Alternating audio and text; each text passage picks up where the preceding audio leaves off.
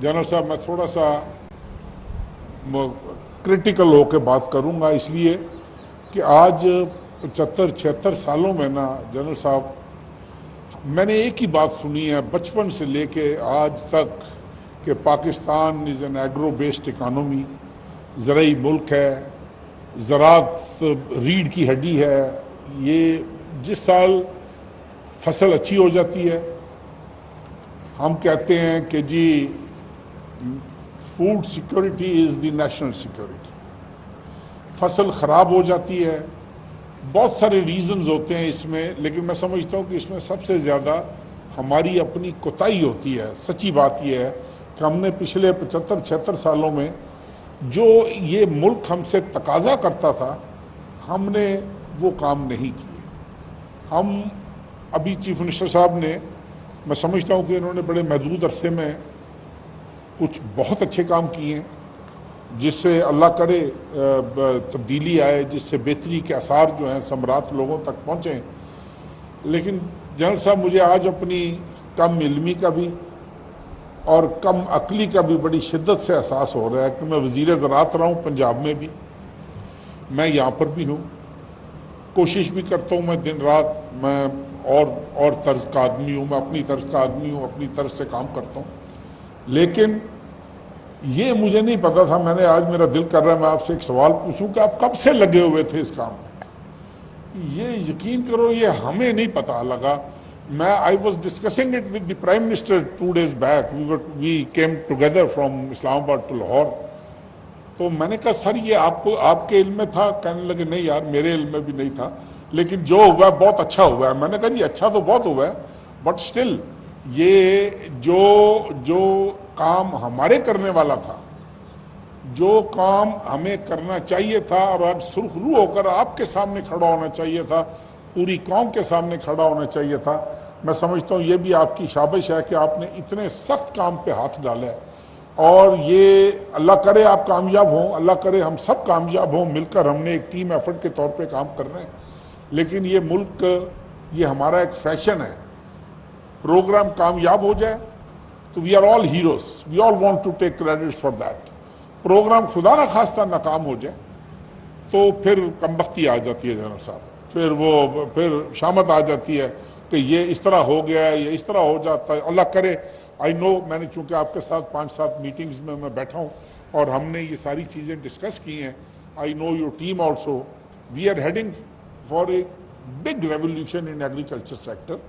लेकिन दूसरा जो हमारी ज़राअत, जो हमारा काश्तकार, जिसका कोई पुरसाने हाल नहीं है, ये सब झूठ बोलते हैं हम खड़े होकर स्टेजों पे कि हमने ये कर दिया, हमने वो कर दिया। सर क्लाइमेटिक कंडीशंस हैं, अल्लाह ताला की ज़ात मेहरबान हो, थोड़ा अरसा पीछे चले जाएं, we were wheat exporting country, थोड़ा अरसा पीछे चले जाएं, वी एक्सपोर्टेड कॉटन ऑल्सो।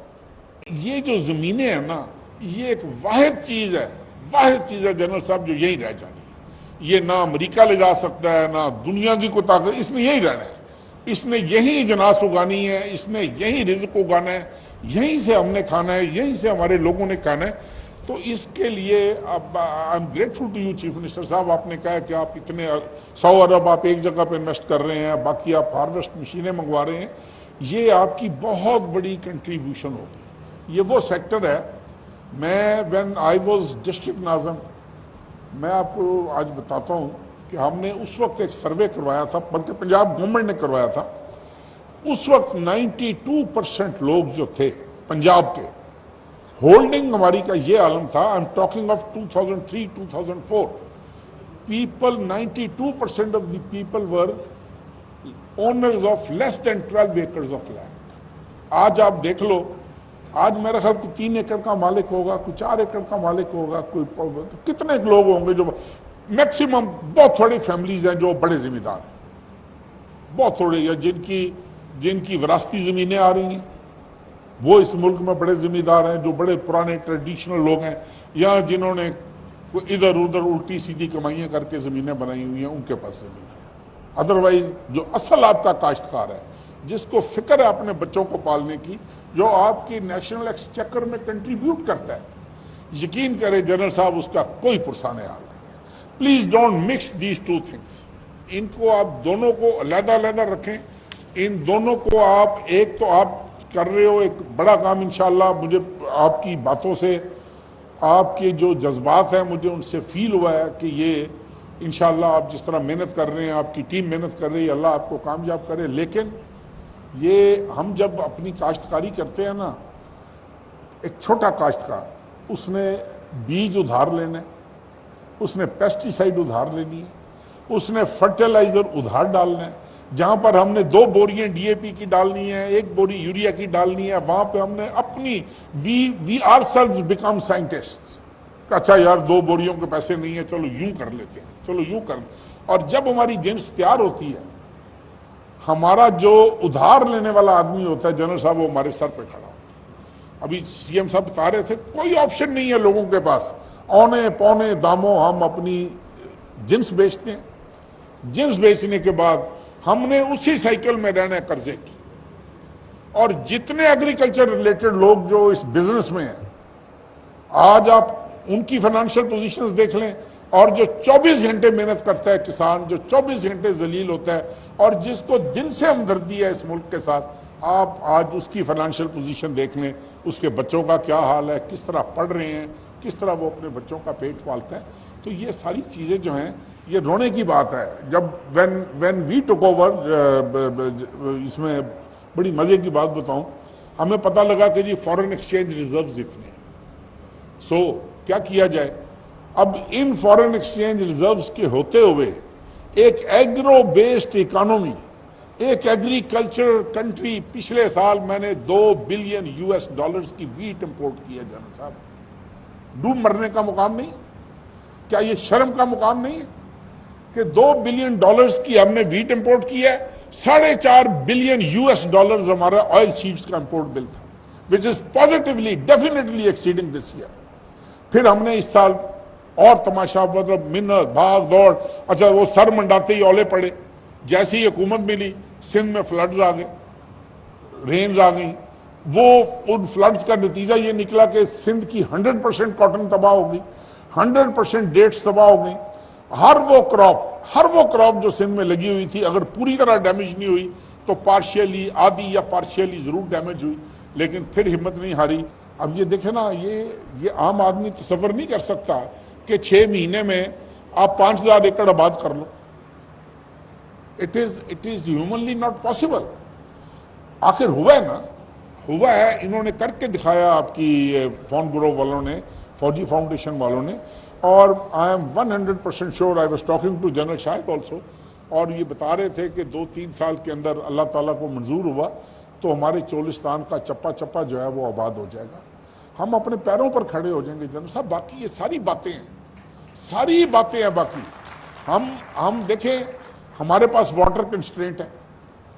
ہم جب بات کرتے ہیں, میں نے ابھی بھی آپ سے ریکویسٹ کی ہے کہ جنرل صاحب باقی سارے کام اب بالکل بہت اچھے ہو رہے ہیں, ڈویبل ہیں.